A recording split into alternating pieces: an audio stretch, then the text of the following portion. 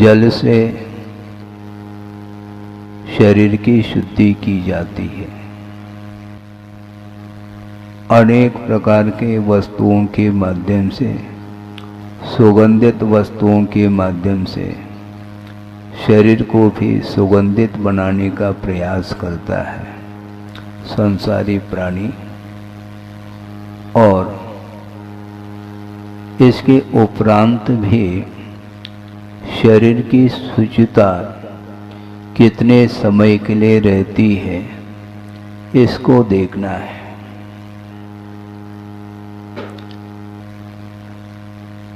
सप्त धातुमय यह शरीर है, इसके अंदर क्या भरा हुआ है वह देखने को नहीं मिलता।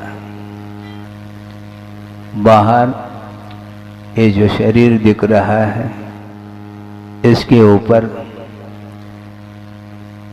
कवर है, किसका है?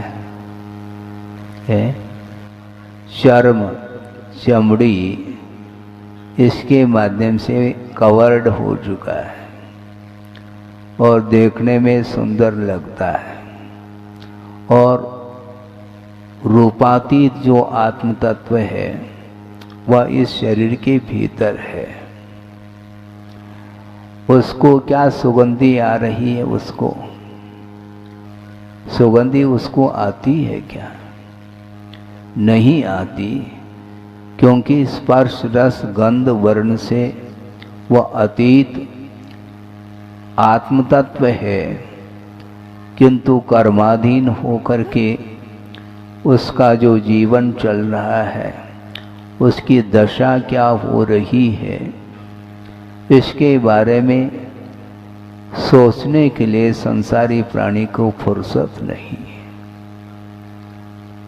और इस शरीर को स्वच्छ बनाने के लिए रात दिन प्रयास करता है, किंतु उसमें सफलता नहीं मिलती। आप सोचिएगा, सुगंध और दुर्गंध ये किसकी परिणति है? आप बोल पाएंगे? गंध गुण की यह परिणति है। आप गंध को सूंघ सकते हैं? मैं पूछ रहा हूं, इसमें रहस्य है, ये ध्यान रखिए। आप गंध को सूंघ नहीं पाएंगे, क्योंकि अपने आप में गंध गुण है और उसकी जो परिणति है सुगंध और दुर्गंध के रूप में, वही परिणति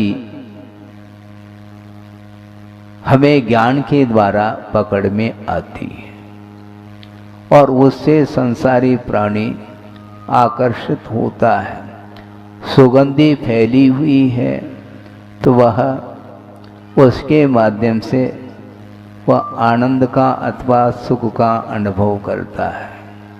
और एक क्षण के लिए भी यदि मान लो दुर्गंधित वस्तु के माध्यम से वातावरण यदि दुर्गंधमय हो जाए तो वह बैठना पसंद नहीं करता।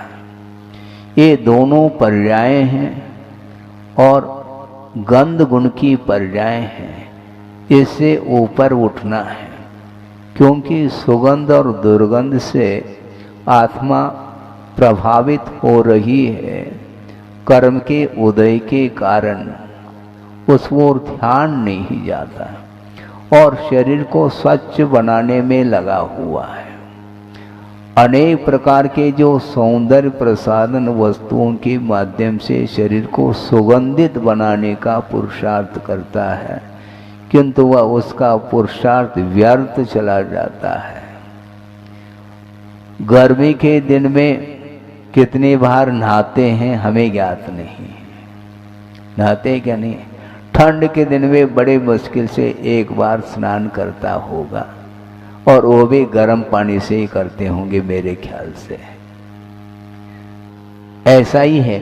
उस समय क्यों स्नान करने का भाव नहीं होता? महाराज उस समय तो ठंड लगती है, और गर्मी के दिन में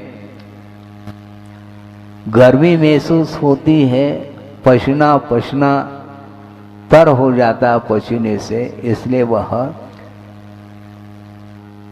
क्या लोटे से नहीं है, हाँ फुआरा है, हाँ जो भी बोलो आप।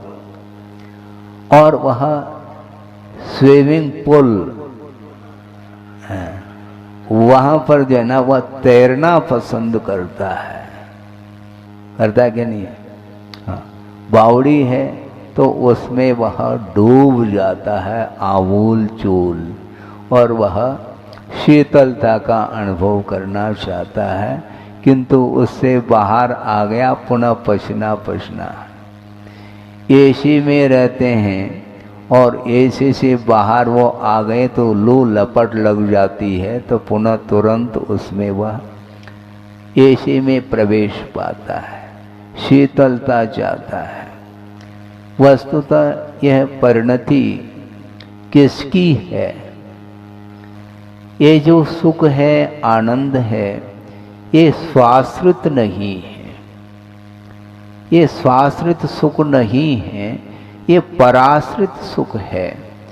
क्योंकि इंद्रिय से उत्पन्न होने वाला जो सुख होता है वह स्वाधीन सुख नहीं माना जाता है, वह पराधीन माना जाता है। जैसे आपके ऊपर ये जो चक्र चल रहे हैं ना, चक्र मतलब फैन, पंखा, एक सेकंड के लिए यदि मान लो बिजली गोल हो जाए, फिर देख लो क्या स्थिति बनती है। इसको बोलते हैं पराधीनता। इसी प्रकार कभी साता कभी असाता के उदय से वह संसारी प्राणी शारीरिक अथवा इंद्रिय जन्य जो सुख है उसका उपभोग करता है और वह उसमें आनंद मानता है, उसकी मान्यता है। वस्तुतः यह सुख नहीं किंतु सुखाभास है, ऐसा कहा है। सुखाभास का अर्थ सुख का आभास हो रहा है, वस्तुतः सुख नहीं है। तो मैं ये कह रहा था कि ये सप्त धातुमय शरीर है, इसको समुद्र के जल से भी इसको क्या करना है, शुचि बनाने का प्रयास कर लो, स्वच्छ बनाने का पुरुषार्थ कर लो, तो भी वह स्वच्छ नहीं होने वाला है। इसलिए श्रमण लोग स्नान नहीं करते। इसके पीछे यह रहस्य है कि जलकायिक जीवों की विराधना से वो बचना चाहते हैं, क्योंकि जलकायिक जीवों की विराधना हुए बिना स्नान होता नहीं। बाल्टी बाल्टी से संसारी प्राणी नहा लेता है, किंतु जलकायिक जीवों की जो विराधना हो रही है उस ओर ध्यान नहीं जाता। और आज हमारी भूमिका है, भूमिका रख लो कि न वस्तुतः यथार्थतः क्या स्वरूप है धर्म का, उसको भी हमें समझना है। एक दिन तो कम से कम समझने दो, आपको जो करना है वो करें, किंतु कम से कम एक दिन के लिए तो शौच धर्म आया है और उसका यथार्थ स्वरूप समझने का हम पुरुषार्थ करते हैं। हाँ, तो ऐसी स्थिति में सोचो, जलकायिक जीवों की ओर दृष्टि नहीं जा रही है। हमने पहले सुना था, आपने भी सुना होगा कि एक जल की बूंद में कितने 3600 450 जीव हैं, ऐसा बोल रहे हैं। लेकिन ये ध्यान रखें, ये त्रस जीवों की संख्या है, 36,450। हाँ, तो इतने जीवों की जो संख्या एक जल की बूंद में है, किंतु यह त्रस जीवों की संख्या है। और त्रस जीव क्षण गए मान लो क्षणने से, तो भी वह जल सचित ही माना जाता है। सम्यक दर्शन के 4 अंग माने गए हैं। प्रशम, संवेग, अनुकंपा और आस्तिक्य, ये सारे सारे सम्यक दर्शन के अंग हैं। उसमें अनुकंपा नाम का भी एक अंग है। अपने अंग को सुरक्षित रखो, अपने अंग को अर्थात सम्यक दर्शन के अंग को। जिस प्रकार शरीर में 8 अंग हुआ करते हैं, उसी प्रकार सम्यक दर्शन के भी ये अंग हैं। और अनुकंपा नाम का अंग रहेगा नहीं तो वह सम्यक दर्शन कैसा टिक पाएगा। और अनुकंपा का अर्थ है करुणा, दया, इसको बोलते हैं अनुकंपा। कप जाना चाहिए कलेजा, हाँ, दूसरे के जीवन में दुख उत्पन्न न हो भगवान, इस प्रकार का जो परिणाम है वह वस्तुतः मैत्री भाव उसको बोला है आचार्यों ने। सुना आपने? मैत्री का अर्थ लौकिक मित्रता नहीं, किंतु आचार्य पूज्यस्वामी कहना चाह रहे हैं कि परेशान दुखानुपत्ति अभिलाषो मैत्री। दूसरे के जीवन में भगवान दुख उत्पन्न न हो, इस प्रकार का जो भाव है उस भाव का नाम मित्रता है सही मायने में। इसमें कोई भी स्वार्थ नहीं। जीवों की रक्षा की बात जहां आती है वही वस्तुतः मित्रता है। और कोई दुखी है, दुखी होने के उपरांत उस दुख को दूर करना, उस दुख को दूर करना यह कारुण्य भाव माना जाता है। मैत्री भाव और कारुण्य भाव में थोड़ा अंतर ये है कि कोई दुखी है, उसके दुख को दूर करने का प्रयास करना ये कारुण्य भाव के अंतर्गत आता है। किंतु इससे भी और उठा हुआ पवित्र भाव माना जाता है कि भगवान दूसरा दुखी न हो, ये भाव रखो, इसको बोलते मित्रता। इस प्रकार के निर्मल भाव जिसके अंदर आता है वह शौच धर्म माना जाता है। शुचिता का अर्थ निर्मल परिणाम का नाम शौच धर्म है। स्वभावतो शुचौ काये रत्नत्रय पवित्रते, निर्जुगुप्सा गुण प्रेतिर मता निर्विचिकित्सता। इस प्रकार आचार्य समंतभद्र स्वामी ने रत्नकंड श्रावकाचार्य के अंदर इस श्लोक को रखा है। निर्विचिकित्सा यह अंग है सम्यक दर्शन का। जुगुप्सा नहीं होनी चाहिए। जुगुप्सा का अर्थ क्या? घृणा। लेकिन बहुत गहरा अर्थ है, इसको समझना है हमें। दुर्गंधित वस्तु को देख करके घृणा होती है, नहीं होना चाहिए। मान लो घृणा नहीं हो रही है तो वह निर्विचिकित्सा है, मैं मानता हूं, किंतु निर्विचिकित्सा अंग का इतना ही स्वरूप नहीं है। महाराज इससे और कौन सा स्वरूप ले आना चाह रहे हैं आप? मैं नहीं ला रहा हूं, आगमकार ही बता रहे हैं। जुगुप्सा वस्तुतः द्रव्यात्मक भी होती है और भावात्मक भी होती है। दुर्गंधित वस्तु को देख करके देखने की भावना नहीं होती, ग्लानि होती है, ये ठीक है, उससे वह बचता है। किंतु यह घृणा किसी द्रव्य को लेकर के है, किंतु भावात्मक जो जुगुप्सा है वह इससे बहुत सूक्ष्मतम विषय है। वो क्या है उसके लिए भी खोला है पूज्यपाद स्वामी ने कि आत्मदोष संवरणम, आप सुन रहे हैं? हाँ, आत्मदोष संवरणम परदोष आविष्करणम सा जुगुप्सा। अपने दोषों को तो वह आवरणित करता है, ढाक लेता है, और दूसरे के दोषों को वह प्रकट करने का भाव रखता है। इसको बोलते हैं जुगुप्सा। सोचो, विचार करो, दूसरे के दोषों को ढाकना यह उपवन अंग के अंतर्गत आता है और दूसरे के दोषों को प्रकट करने का जो भाव है यह जुगुप्सा मानी जाती है।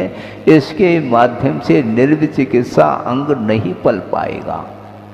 इसलिए भावों में शुचिता जो आती है वह इस ढंग से आती है। भगवान अपने भीतर तो दोष ही दोष भरे हैं, उन दोषों का परिमार्जन कब होगा, उसके लिए कौन से साधन होंगे, बार बार वह सोचता है साधक और वह अपने दोषों को ही परिमार्जित करने के लिए कटिबद्ध होता है।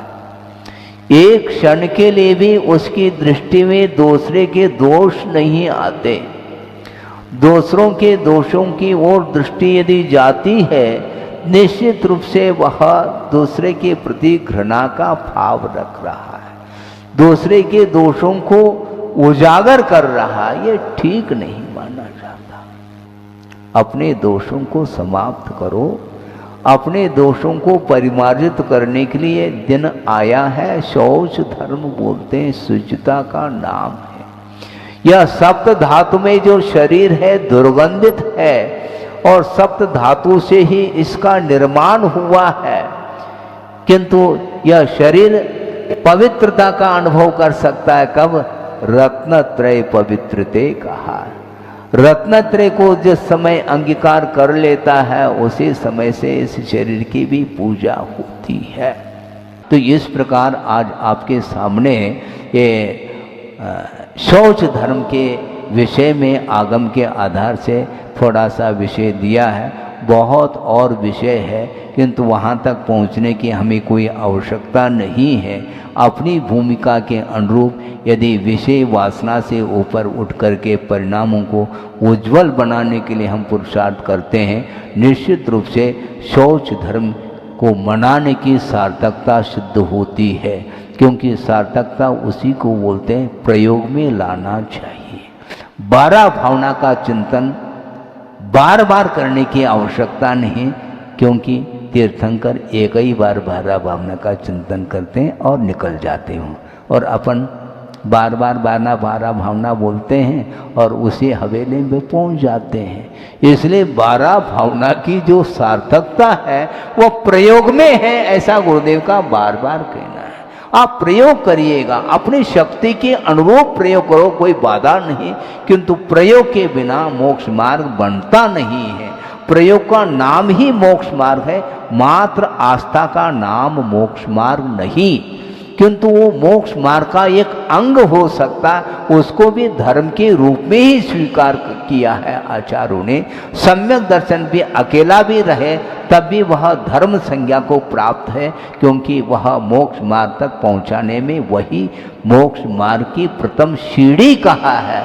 इसलिए जो आस्था आपके अंदर बनी है वीतरा धर्म के प्रति, उसको बरकरार बनाए रखिए आस्था के माध्यम से, और अपने जीवन को सार्थक बनाने का प्रयास करेंगे तो निश्चित रूप से सफलता, जो मानव जीवन की सफलता सिद्ध हो सकती है, और एक दिन हमें विषयातीत आनंद का अनुभव करने का अवसर प्राप्त होगा। अहिंसा परमो धर्म की जय।